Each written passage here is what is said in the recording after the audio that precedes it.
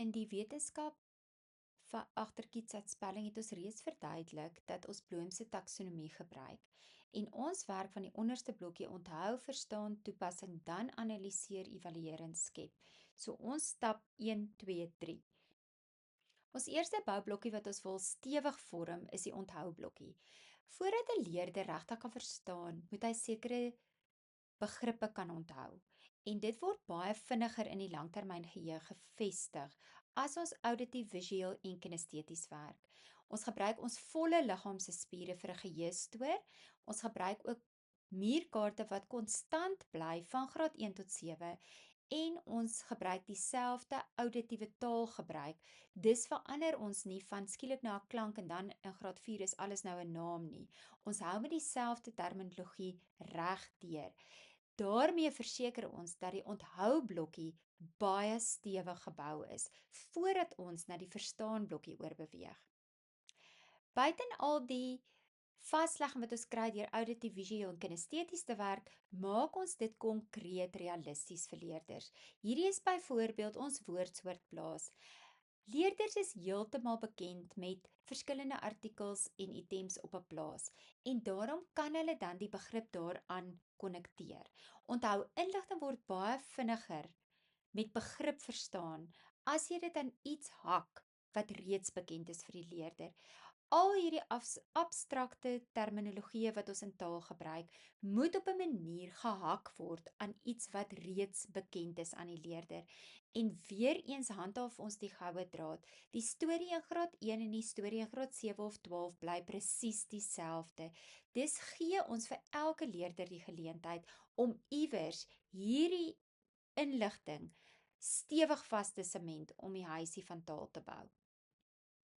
Sodra ons dus die verstaan het, want ons het dit aan 'n bekende gehak, nou gaan die gloeilampie aan in die brein en die leerder verstaan. Saam met sy langtermyngeheue waar hy die inligting stoor, kan hy nou daardie inligting gebruik omdat hy verstaan om dit dan toe te pas. Hoe lyk die toepassing hiervan? Weereens vertraag kietsaspelling die hele proses. Ons toepassing is nie reguit van net iets hoor en op 'n papier neerskribbel nie.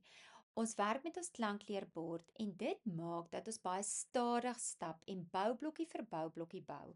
Kom ons kyk in praktyk, hoe gaan ons byvoorbeeld hierdie konsep toepas in die woord kat?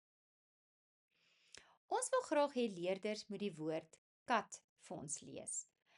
Daarom bou ons dit op ons klankbord vir hulle uit. Ons het reeds voor onthoukennis gevestig toe ons vir hulle die oop en toe lettergreep beginsel geleer het in week 1, voor ons met die A begin het. Dis sodra hulle na die woord kyk, besef hulle dat die woord uit 3 letters bestaan. Die woord in 'n geslote lettergreep is. Dit beteken dat die geel lettertjie, die A, gaan hier vir my die kort klankie van die A maak. Dis A. En hulle kan dit motories op hulle arm uitklap van hulle skouer tot op hulle pols. Nou het die kind genoeg onthou en verstaan om die regte toepassing te doen. Dis wys hy vir ons, hy kan hierdie woord lees deur die klanke vir ons te bou.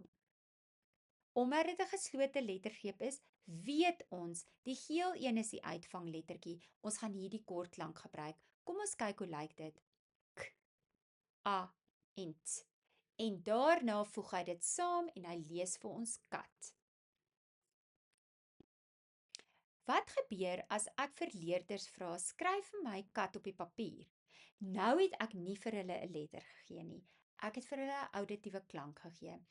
Wanneer ons so werk, kan ons baie vinnig onderskei watter kinders het 'n auditiewe uitval en watter kinders het 'n omskakelingsuitval. En ons kan op die regte maniere begin om gefokus en eksplisiet probleme aan te spreek. Nie 'n algemene kind kan nie lees en skryf nie, want dit is so wyd dat jy nie eintlik weet waar om te begin nie. So nou vra ek, skryf vir my kat. Onmiddellik dink die leerder, wat is die laaste klank wat hy hoor? T. Dis 'n kort woordjie, dis 1 lettergreep, so dit beteken ek het nog steeds met 'n toedeur te doen.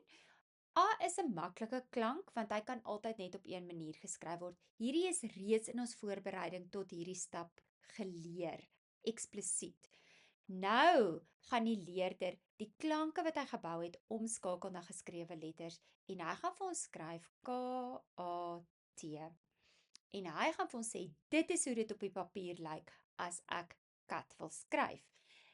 Dit is die boublokkies voordat ons by die volgende finale uitkoms kry waar ons 'n skoon blanko boek vir 'n leerder gee en sê skryf vir ons die woord kat of waar ons die woord kat in digitale geskrewe fonts of in handskrif vir 'n leerder gee en sê lees vir my daardie woord. Kom ons kyk hoe lyk dit.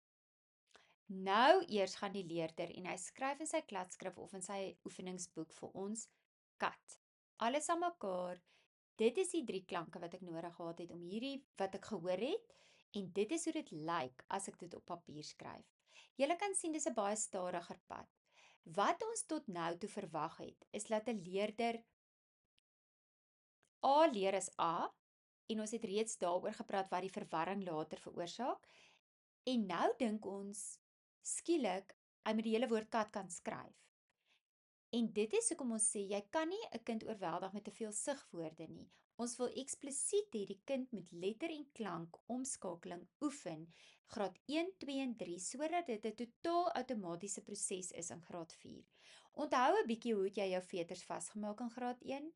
Definitief nie terwyl jy met jou mamma gesels het en jou voet in die lug gehou het en weggespring het en gehardloop het nie. Jy het gaan sit, jy het 'n stewige fondasie gehad. Jy het dit treetjie vir treetjie gedoen. Haas oortjie, hardloop om die oortjie, druk deur die gaatjie, trek styf. Onthou julle daai hele rympie wat ons geleer het. En eers later het dit outomaties geword. Dieselfde met lees en skryf. Ons kan nie net spring van 'n letter op 'n muurkaart en dink 'n kind moet woorde lees en skryf nie. Geniet die kursus. Dis baie opwindend en die leerders geniet dit baie. In ons bronnelys sal julle agterkom dat Bloom se taksonomie 'n primêre deel van ons onderrig vorm.